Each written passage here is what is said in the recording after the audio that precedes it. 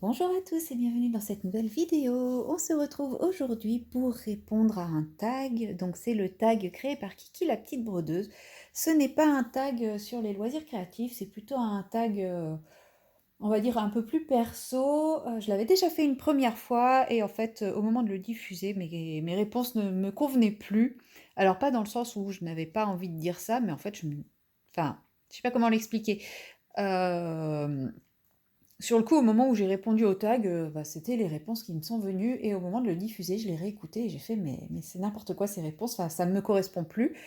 Donc je l'ai simplement jamais diffusé et là, dernièrement, j'ai été taguée par Clara et je me suis dit: «Bah, pourquoi pas le refaire?» puisque je pense que mes réponses seront un peu différentes aujourd'hui et correspondront davantage à ce que je suis et à ce que je pense. Parce que quand je l'avais fait, j'étais dans une période un petit peu compliquée. Et aujourd'hui, je suis dans une période où je vais très bien et du coup, je pense que mes réponses vont s'en ressentir. Et pour répondre à ce tag, je vais diamanter cette toile de Vaillunette. Donc, c'est l'oiseau sérénité. C'est une toile très très bleue de chez Oraloa. Alors, je ne vous en ai pas fait l'unboxing pour la simple raison que c'est une version 1. Donc, tout ce que je pourrais vous montrer, si vous la commandez aujourd'hui, je ne sais pas si elle est encore disponible, je crois que oui, elle ne correspondra pas à cette image. Elle sera beaucoup mieux. Déjà, simplement, je ne sais pas si vous allez voir. Je vais essayer de vous rapprocher un peu. Ici, par exemple, la feuille qui est ici n'est absolument pas détaillée. Alors que maintenant, dans les versions 2, il y a plus de détails, plus de travail sur le détail. Donc les versions 2 sont encore plus belles que celle-ci. Mais bon, moi je l'ai en version 1, donc je vais poursuivre tout simplement ma petite toile. Enfin, je vais poursuivre. Je vais débuter simplement cette toile-là. Donc, comme là, si je garde ce cadre-là, vous ne verrez pas grand-chose et je ne serai pas bien installée. Je vais rouler la toile que je vais venir faire tenir avec ces petites pinces-là.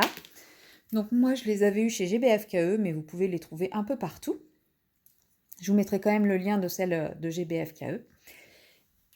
Et je vais vous rapprocher davantage, comme ça vous pourrez voir ce que je fais. Il est possible que j'utilise la tablette lumineuse, puisque cette toile est très bleue, avec des bleus foncés et des symboles bleu foncé qui se ressemblent. Enfin voilà, la visibilité de cette toile n'est pas forcément toujours très très évidente. Donc il est possible que je mette la tablette lumineuse pour mieux voir. Je vais essayer sans, si vraiment je n'y arrive pas, eh bien je prendrai la tablette. Et donc sur ce, je vous rapproche de ce que je vais faire et je vais répondre aux questions. À tout de suite. Voilà, me voilà installée, je vais pouvoir commencer. Du coup, donc j'ai bien mis ma petite règle pour aligner les premiers diamants, mais comme c'est du diamant rond, c'est un peu moins gênant. Je trouve ça plus facile de réaligner les diamants quand il s'agit de diamants ronds que quand il s'agit de diamants carrés. Diamants carrés, on part mal dès le début, c'est fichu pour la suite. Donc, question numéro 1, quel est le plat que tu pourrais manger tous les jours? Je ne sais pas. Je ne sais pas parce que, enfin, moi j'aime bien varier. J'aime bien ne pas manger la même chose tous les jours, donc est-ce qu'il y a vraiment un plat que je pourrais manger tous les jours? Aucune idée. Peut-être les œufs au plat, les œufs à la coque. Mais encore, hein, si j'en mangeais tous les jours, je suis sûre que ça serait plus le cas, c'est parce que j'en mange pas souvent. L'avocat, c'est pareil, je pourrais en manger plusieurs jours d'affilée, mais parce que j'en mange pas tant que ça en fait. Peut-être les sushis aussi. C'est vrai que j'adore les sushis, donc je suis sûre que je pourrais ne pas me lasser de manger des sushis.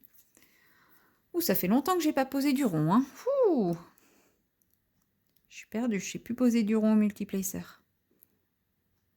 Finalement, on dit que le rond c'est plus facile que le carré, c'est pas vrai, hein. Oui, bon, je reviens à la question. Quel est mon plat préféré? Enfin, mon plat que je pourrais manger absolument tous les jours.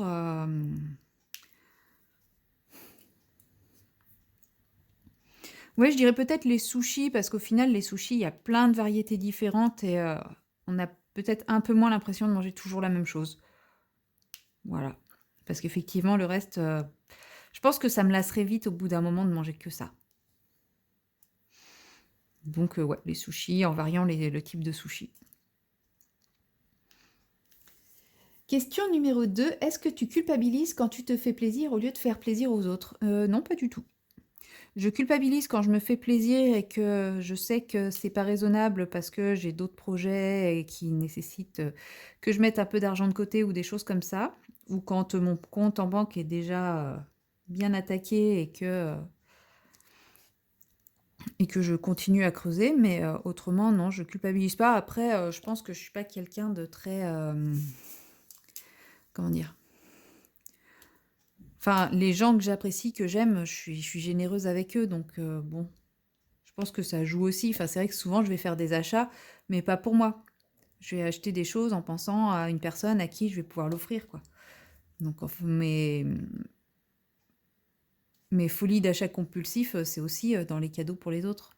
Même si des fois, c'est des cadeaux, j'achète des choses, il n'y a pas de raison de faire des cadeaux. Enfin, il n'y a pas de raison dans le sens où il n'y a pas un anniversaire, un Noël ou un truc comme ça.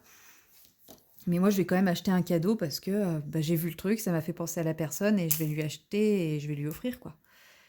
Donc, bon, j'en mets partout. Voilà, vous redécouvrez Marion Cata. Marion est la Cata du diamond painting. En plus, c'est des diamants acryliques. Normalement, ça ne devrait pas sauter puisque ce n'est absolument pas... ils sont pas statiques, les diamants acryliques. Bref. Question numéro 3. Quel pouvoir aimerais-tu avoir? J'aimerais avoir le pouvoir d'arrêter le temps. Alors, pas arrêter le temps pour revenir en arrière, etc., mais pouvoir faire des pauses dans le temps pour ne plus avoir à courir après le temps. Voilà, par exemple, j'ai envie d'une pause diamond painting. Bah, j'ai pas le temps dans ma journée, bah c'est pas grave, j'arrête le temps pendant un petit moment et je me fais plaisir, je fais du diamond painting et après le temps repart et voilà, ça fait du bien quoi. C'est dans ce sens-là arrêter le temps plutôt que bon, c'est pareil, enfin des fois dans le boulot, c'est la course, on est en retard pour tout, etc. Bah, pouvoir arrêter le temps, juste histoire de souffler un peu, faire retomber la pression et puis mieux repartir.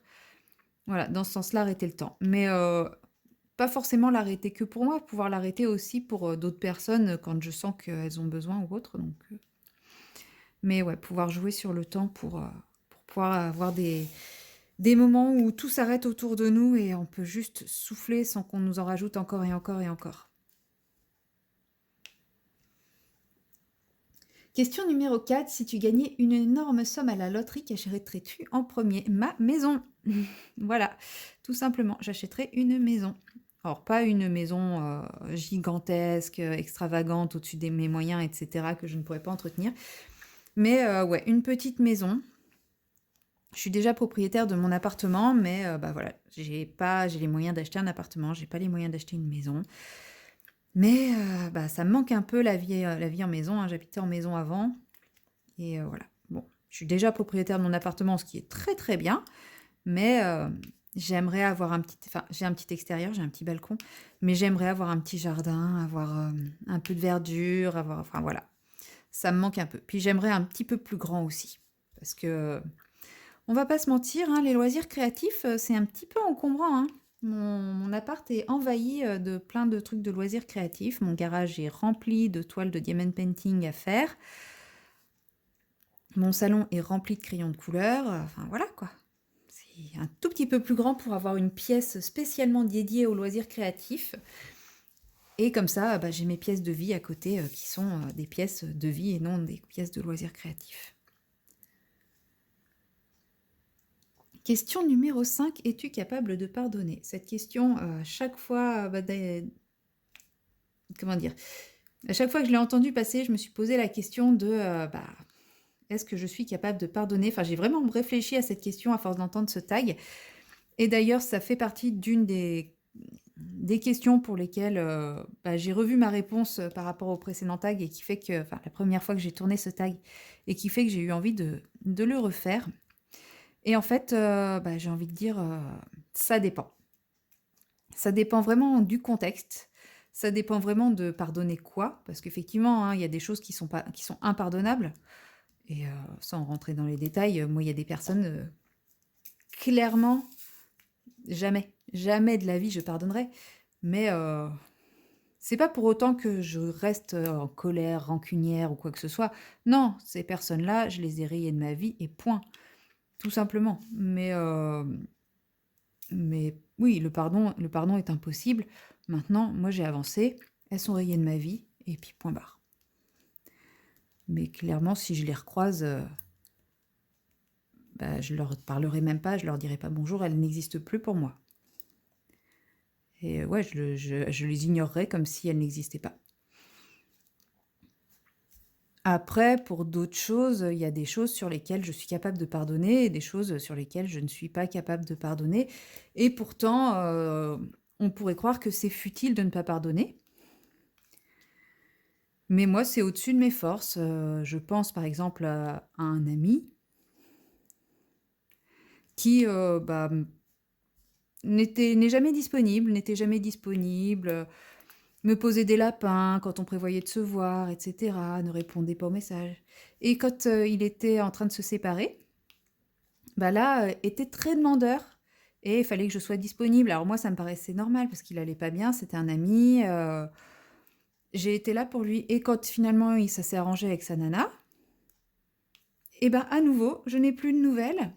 Et un jour, on avait prévu de se voir. Et il m'a demandé quand est-ce que j'étais disponible. Donc je lui ai proposé une date. Et je n'ai pas eu de réponse pendant 3 jours. Et le lendemain de cette date, il me recontacte en me disant hey, salut, désolé, j'étais pas dispo. T'es dispo ce soir? Voilà. Alors que moi, je l'avais quand même contacté plusieurs jours à l'avance et il n'avait jamais pris la peine de me répondre pour me dire qu'il n'était pas dispo. Il me répond que le lendemain pour me proposer une nouvelle date. Et comme j'ai eu le malheur de ne pas répondre dans les 10 minutes, j'ai reçu, il a essayé de m'appeler, j'ai reçu 3 ou 4 messages, enfin, avec oh bah dis donc, toi tu fais la gueule. Et puis j'ai commencé à m'en prendre plein la tronche parce que j'avais pas répondu assez vite, alors que lui, pendant 3 jours, m'avait complètement ignorée. Et quand je lui ai dit que bah voilà, moi j'appréciais pas son comportement de bah j'ai pas de temps pour toi, j'ai pas de temps à t'accorder, mais quand j'ai décidé qu'il fallait que moi je lui en accorde, il fallait que je sois disponible, ça me posait problème. Il m'a traité d'ingrate. Alors oui, en soi, c'est pas grand-chose, c'est de la chamaillerie et tout, mais en fait, pour moi, non, j'ai pas envie de lui pardonner. Clairement, s'il a pas de temps pour moi, mais qu'il attende pas à ce que j'en ai pour lui, quoi. Donc, bah, ouais. Non, enfin, pour moi, je pardonne pas ça. Et pourtant, c'est pas quelque chose de grave en soi, hein. Il y a beaucoup plus grave que ça dans la vie, mais bon. Moi, j'estime qu'un ami, enfin, si c'est ton ami, bah, il a envie de te voir et pas seulement quand ça l'arrange, quoi. Enfin, je sais pas. Si t'as pas de temps pour moi, bah t'as pas de temps pour moi, mais me demande pas d'en avoir pour toi. Donc, es-tu capable de pardonner? Dans certains cas, oui, mais dans plein de cas, non. Voilà, on va plutôt répondre ça. Je me suis un peu laissée emporter, mais quel est ton plus gros défaut? Mon plus gros défaut, je ne sais pas gérer mes émotions. C'est-à-dire que tout prend rapidement des proportions importantes. Et bah, du coup, forcément, comme les émotions sont très fortes, enfin, moi j'ai des émotions, enfin, je ne sais pas gérer mes émotions, mais en même temps, j'ai mes émotions, elles sont très très fortes et je suis une éponge à émotions, donc j'absorbe aussi les émotions des autres. Et forcément, bah, l'émotion qui s'exprime souvent le plus, ou qui est le plus perceptible, c'est la colère.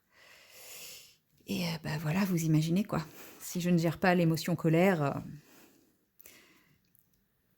et comme en plus à côté de ça, je suis franche, bah en colère plus franche, bah ça pète. Voilà, donc je dirais la gestion de mes émotions. Pas forcément la colère, parce que quand je suis triste, c'est pareil, je suis pas capable de le cacher, ça m'envahit, ça prend tout, ça prend toute la place et tout. Donc c'est vraiment pas que la colère, c'est les émotions de manière générale. La gestion. Es-tu sociable? Te méfies-tu des autres? Alors, oui, je suis sociable dans le sens où je fais quand même un métier qui nécessite d'être plutôt sociable. Maintenant, je me méfie énormément des autres parce que bah, pendant très longtemps, j'ai été ce qu'on appelle trop bonne, trop conne. Je le suis toujours, hein. Mais Mais ouais, du coup, je parais maintenant très froide au premier abord. Il faut, il faut vraiment montrer patte blanche pour que j'accepte de montrer mon vrai visage. Et, mais par contre, à partir de ce moment-là, je suis entière, sincère, etc. Et je suis capable de tout donner, quoi. Donc après, je suis très sociable dans le sens où... Enfin, je ne suis pas sociable dans le sens où moi, je ne suis pas capable j'ai beaucoup de mal à aller vers les gens parce que j'ai toujours peur d'être de trop, de déranger, etc. Mais je suis capable de parler à tout le monde, j'ai aucun problème, je ne vais pas rejeter quelqu'un parce que je ne sais pour quelle raison X ou Y. Comme, enfin voilà,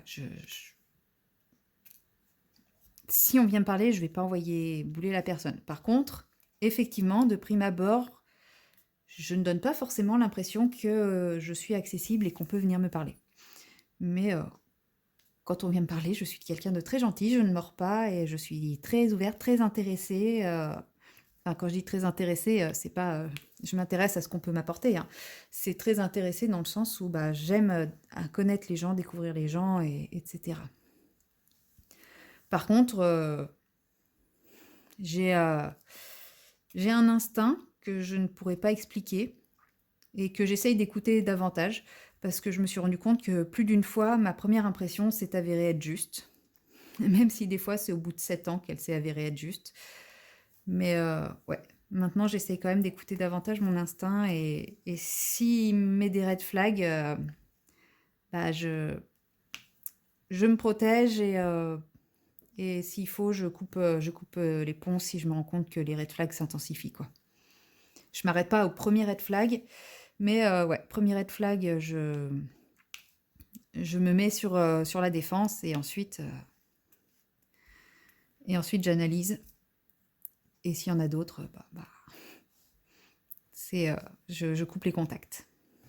Je me protège vraiment parce que je me suis rendu compte qu'il y a beaucoup de situations où je me suis retrouvée dans les problèmes pour des choses que j'avais ressenties à l'avance mais que je n'avais pas voulu écouter. Donc ça peut paraître asocial parce qu'effectivement, je fais pas semblant. Une personne que j'aime pas, je l'aime pas. Et elle le sait. Et je pourrais pas lui cacher. Mais à côté de ça, bah, les gens qui méritent, je suis très sociable avec eux. Question numéro 8. Quelle activité aimes-tu partager avec ton compagnon ou une personne proche de ton choix?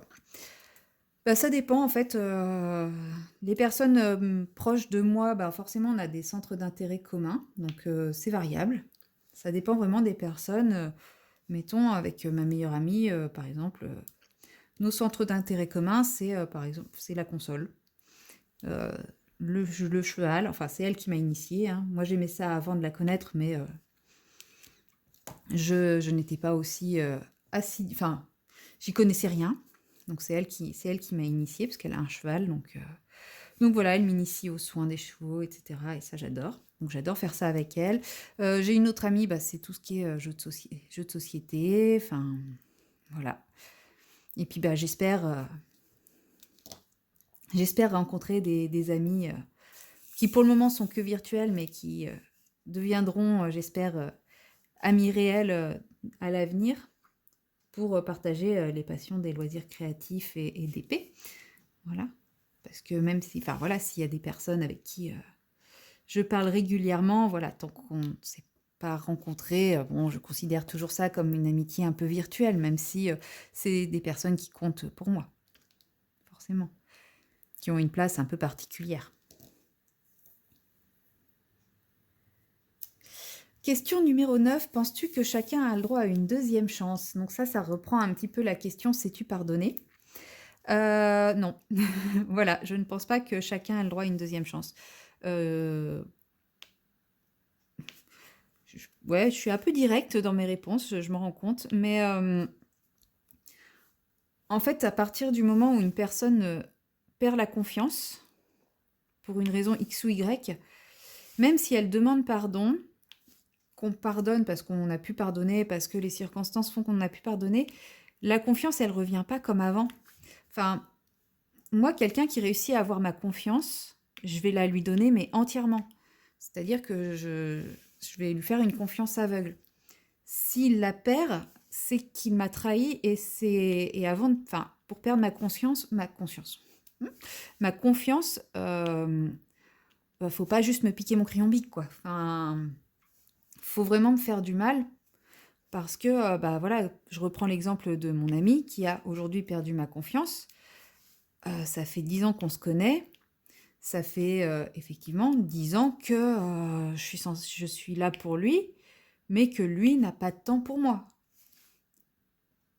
Alors effectivement, il y a des moments où il était un peu plus présent que d'autres, etc. Et bah, pendant longtemps, je n'ai pas réagi. Mais il y a eu la fois de trop, où bah, là, il a définitivement perdu la confiance. Et même si aujourd'hui, il revenait s'excuser, sachant que ça fait plusieurs mois que cette histoire a eu lieu et qu'il ne s'est jamais remis en question depuis, bah, clairement, ça repartira pas comme avant, quoi. Là, la confiance, elle est totalement perdue, donc non, je pense que... Donc je pense que de manière générale, une deuxième chance dans le sens où couper définitivement les ponts pour certaines choses, c'est peut-être un peu exagéré, mais clairement, la relation ne sera plus du tout la même. Je vois, j'ai une autre amie, bah, celle avec qui je partage les jeux de société. On était vraiment très très proches, jusqu'au jour où bah, elle a trahi ma confiance. On est resté en froid pendant un moment, on s'est reparlé, enfin voilà, il y a eu le pardon, donc comme quoi je suis capable de pardonner dans certains cas, mais notre relation n'est absolument plus la même. On s'entend bien, on est copines, mais on n'a pas une relation aussi forte et fusionnelle qu'on a pu avoir par le passé. Même si on se voit encore de temps en temps, qu'on apprécie de passer des moments ensemble et tout, c'est pas une relation aussi intense, quoi. Donc, une seconde, j'appelle pas ça une seconde chance, moi, dans ces cas-là, parce que on ne retrouve jamais l'état antérieur. L'état antérieur. Un dessin animé qui t'a marqué étant enfant. Alors, est-ce qu'on considère que les Disney sont des dessins animés ou des films d'animation? Si Disney est un dessin animé, eh ben, ça sera Merlin l'Enchanteur, qui est le dessin animé de mon enfance. C'est celui que j'ai le plus regardé. C'était mon Disney préféré étant enfant. J'adorais ce film. Et si on considère que c'est un film d'animation et non un dessin animé, je dirais Sailor Moon. Puisque de mon enfance, je ne me souviens que de regarder Sailor Moon. Je regardais sûrement d'autres choses, hein, mais pour moi c'est Sailor Moon. Je ne me souviens pas avoir regardé autre chose que Sailor Moon. Je me trompe peut-être, mais là comme ça me vient pas. Je sais que la dernière fois que j'ai vu mes parents, ma soeur avait évoqué un autre truc, je crois, mais je m'en souviens absolument pas. Après, il y a quelques dessins animés qui me reviennent à l'esprit, comme Cat's Eyes, comme Denver, le dernier dinosaure, des choses comme ça. Mais le dessin animé que je ne voulais rater sous aucun prétexte, c'était Sailor Moon. Et d'ailleurs, ils ont fait une suite, je crois, sur Netflix. Et en mode Madeleine de Proust, je me suis dit, ah, je vais regarder, ça va me rappeler des souvenirs d'enfance. Mon Dieu, quelle horreur. Alors, je sais pas si c'est moi qui ai vieilli, c'est tout à fait possible, ou si c'est devenu atroce, c'est possible aussi, mais non, c'était impossible à regarder. Déjà, l'histoire, il n'y en avait pas. C'était des voix ultra criardes qui beuglaient, etc. Non, c'était affreux. Enfin, je sais, si c'était vraiment ça que je regardais quand j'étais enfant, je ne comprends pas comment j'ai pu aimer. Enfin, je plains mes parents. Faudrait que je m'excuse auprès de mes parents de leur avoir infligé ça. Ouais, je crois qu'il va falloir que je m'excuse auprès de mes parents. Non, franchement, j'ai tenu alors, c'était pas un épisode, hein, c'était un film, là, mais j'ai dû tenir un quart d'heure, grand maximum. C'était horrible. Oh non, franchement, c'était affreux. Question numéro 11, ton plus grand regret. Alors là, comme ça, enfin, je n'ai pas de regret. Dans le sens où ma vie a été faite de prise de décision. qui sont toutes assumées et voilà, qui ont amené à des choses plus ou moins positives dans ma vie. Mais chaque décision a été prise à un moment donné, pour une raison donnée, et bah, j'ai pas à regretter, quoi. Je sais pas si c'est clair. Voilà. Maintenant, effectivement, si on va par là, bah, j'aurais aimé avoir des enfants, ou au moins un. Mais voilà, les différentes décisions que j'ai prises dans ma vie, je les ai prises en connaissance de cause, en pesant le pour et le contre, en sachant, bah, par exemple, quand j'ai décidé de reprendre mes études pour être infirmière à 30 ans, en sachant que très bien que je partais pour 3 ans d'études, que derrière, bah, il faudrait que je me stabilise un peu professionnellement, que ci, que ça, et que du coup, bah, forcément, ça allait pas être pour tout de suite et que bah, il était possible que ça soit même compliqué. Et voilà. Donc, je ne le classe pas dans la catégorie regret, puisque, puisque voilà, si c'était à refaire, je pense que je referais pareil. Parce que celle que je suis aujourd'hui, c'est aussi celle qui a pris ses décisions, qui a décidé de faire ses choix à ce moment donné, qui a décidé, enfin voilà. Oui, on ne sait jamais, si on faisait une chose différemment, quelle serait notre vie. Effectivement, si on me permettait de revenir en arrière à un moment donné de ma vie, sachant ce qui s'est passé derrière, il est fort possible, si je le sais, hein, parce que si je reviens en arrière et que je ne sais pas ce qui s'est passé, je vois pas pourquoi je prendrais une décision différente, mais voilà, si je le sais, oui, il y a effectivement quelques moments où je me dirais non, ça je referai pas. Et possible que derrière, ça entraîne une vie tout à fait différente et tout. Mais du coup, c'est pas la Marion que je suis. C'est pas, j'aurais peut-être du coup jamais découvert le diamond painting. Non mais voilà, c'est... Et du coup, je ne serais pas en train de répondre à ce tag et à dire, bah, mon regret, c'est ça. Donc, je peux pas dire que c'est un regret. J'ai fait des choix dans ma vie, en connaissance de cause, en sachant ce que ça pouvait entraîner. Et voilà, j'ai fait les choix.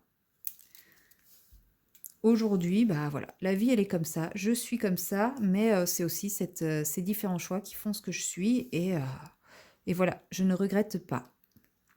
J'ai décidé de ne pas avoir de regrets dans ma vie.